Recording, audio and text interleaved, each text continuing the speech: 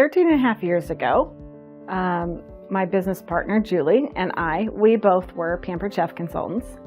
And so we had a booth at the fair, and she came in to work the shift one day, and I said, I'm gonna go wander around.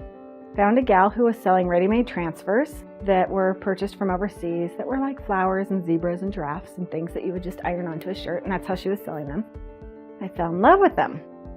And so I asked her, it took me an hour to decide which 4 to buy. I bought 4, and at checkout I said, can you make custom designs? Because we were working our Pampered Chef booth.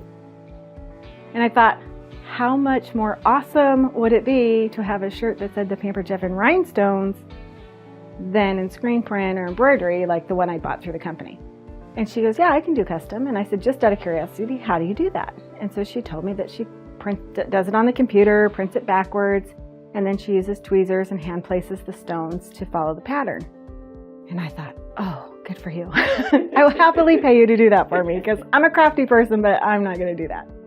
And so, but in the back of my mind, I was thinking, well, I've got a downline of consultants that I wanted to do like a sales incentive or a recruiting incentive or teamwear for a conference. And how would 2 ever be the same if they were all done by hand, and how long is that going to take? So anyway, I kind of like dismissed the thought and went back and showed them to Julie, and I was so super excited, and I couldn't stop talking about them for several days. I just kept saying, man, somebody could have a business with this, even if they just marketed to the Mary Kay, Tupperware, Avon, Pampered Chef, Creative Memories, Stampin' Up. I mean, there's all these female-based direct sales companies, and all those women want to market themselves.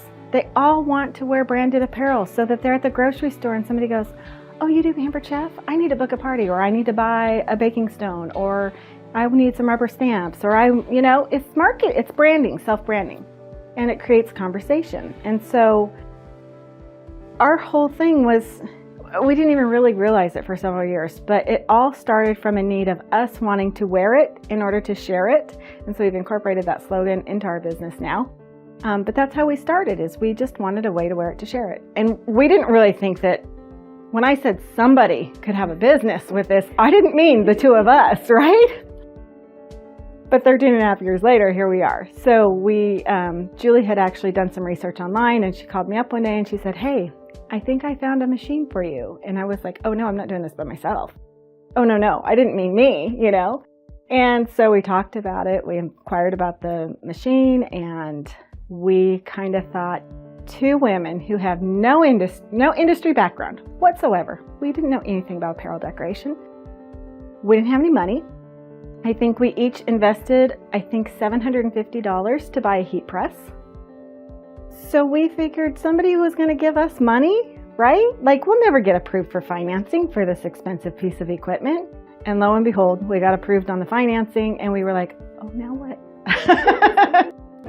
And so we had to kind of decide, like, do we really think we can do this? And we knew we could. We knew there was a market for it. And so we jumped in, and here we are today. We started in my garage, and we moved out about a year and a half later. I think when we left the garage, there was 5 or 6 of us in my little 400 square foot garage, a machine, desks for all of us, boxes and boxes of apparel. I mean, there was like barely room for a mouse to move around in there. It was packed. And then we moved to our first real outside of the home location, and we were there about 5 years. And so this is our fourth move, our 4th location now where we're at.